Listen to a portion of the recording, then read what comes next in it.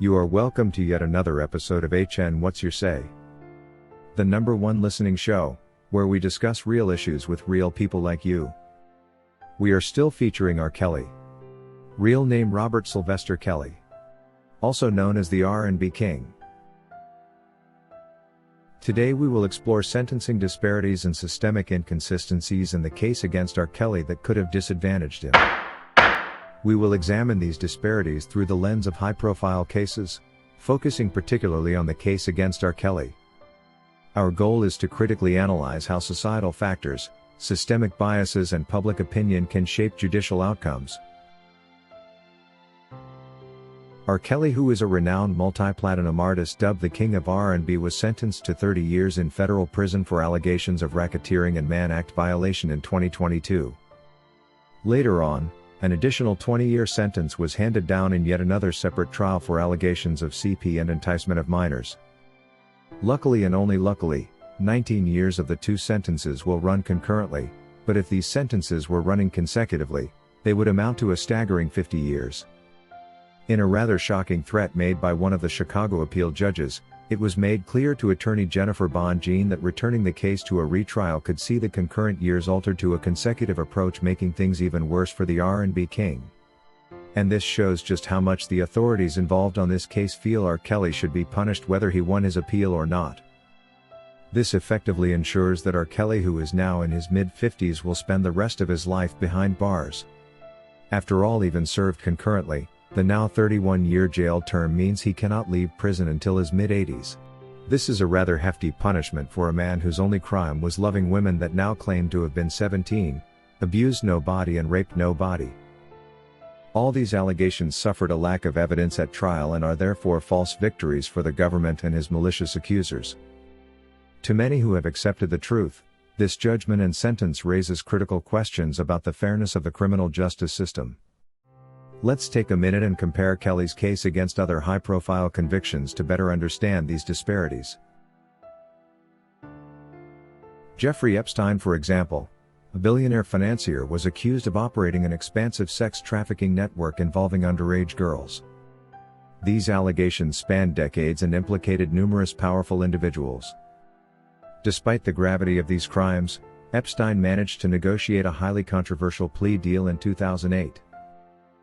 He served just 13 months in a county jail, and even then he was allowed out on work release for up to 12 hours a day, 6 days a week. Can you imagine? In 2019, Epstein was rearrested, now on federal charges, but is said to have died under suspicious circumstances in his jail cell before facing trial.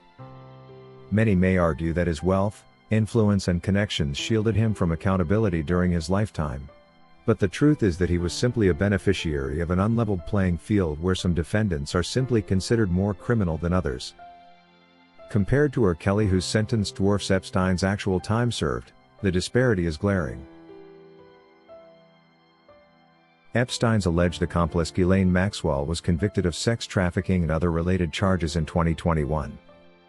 Maxwell's crimes mirrored many of the allegations against Kelly, both involving alleged systemic abuse, coercion and exploitation of vulnerable individuals. However, Maxwell received a 20-year sentence, a decade less than Kelly's 30-year federal sentence and significantly less than his combined 50 years he has to fight against. What explains this difference? Is it merely the specifics of the charges, or do factors like racial background influence judicial outcomes in this country?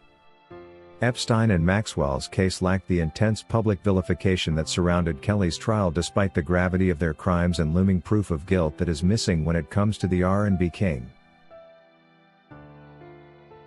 Another notable comparison is Harvey Weinstein, the former Hollywood producer whose sexual assault and rape convictions rocked the entertainment industry.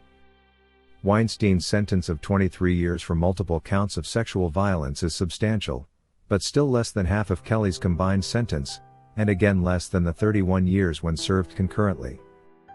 We cannot say we know he is guilty, but Weinstein's alleged crimes were equally egregious, involving a pattern of predatory behavior against dozens of women. Yet the difference in sentencing raises questions about how public perception, race and the profiles of the accused shaped judicial outcomes. Weinstein's case, while widely covered by media, did not evoke the same level of visceral public outrage that Kelly's did, and the punishment is evidently far more lenient. The disparities in these sentences highlight a troubling reality of how systemic biases exist in the U.S. criminal justice system.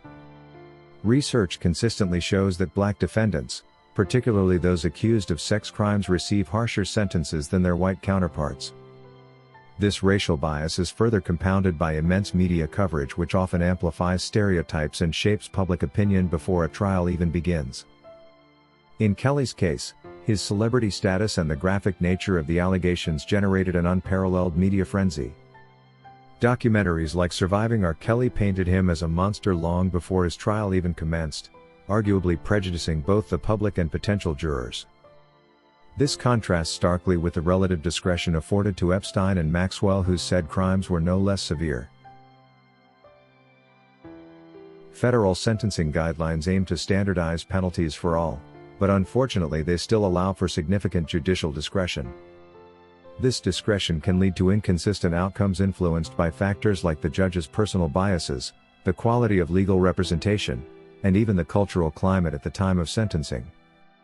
In fact, before the legal arguments by his defense team, which make a lot of sense on their own, R. Kelly's upbringing, which featured severe abuse and trauma, should have been a mitigating factor in his sentencing. However, these arguments appeared to hold little weight compared to the internal demands for harsh punishment. In contrast, Epstein and Maxwell's legal teams managed to secure more lenient outcomes, again as a result of the inconsistencies in legal punishments for different kinds of defendants. Public perception also plays an outsized role in high-profile cases, and we cannot end this discussion without speaking on it. The Me Too movement has created a climate where certain defendants are tried in the stage-managed court of public opinion before they step foot in a courtroom. Kelly's case became emblematic of this phenomenon. While accountability is crucial, the media's portrayal of Kelly was markedly different from its coverage of Epstein or Weinstein. Kelly was vilified in ways that seemed to amplify racial stereotypes, while Epstein's crimes were often framed in terms of his connections and wealth. This disparity in narrative framing cannot be ignored when analyzing their respective cases and sentences. The discrepancies in these cases present the urgent need for reform. The American justice system must address the factors that lead to such wide sentencing disparities, including racial bias, media influence, and the unequal application of judicial discretion. True justice demands consistency. When individuals accused of committing comparable crimes receive vastly different sentences, it undermines the system's credibility and perpetuates inequality in our society.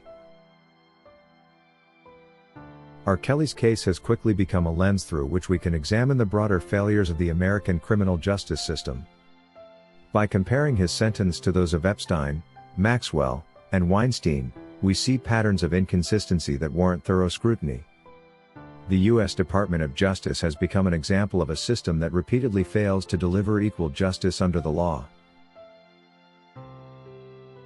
Thank you for joining us in this episode of HN What's Your Say? If you found this analysis insightful, please like, share, and leave us a comment in the community section below. If you want to be featured in our video releases, send us your clips by emailing them to hnnewsroom242@gmail.com or use Google Drive for larger files. Be sure to include your name and any details you'd like us to know. We can't wait to showcase your contributions. That is all we had for you today on HN What's Your Say? To keep updated whenever we post a new video, subscribe to this channel now. Also remember to hit the bell icon and enable notifications. And feel free to share your opinions with us in the comment section below, and let us know if you would like us to publish your views in our next release. We value all our subscribers' opinions.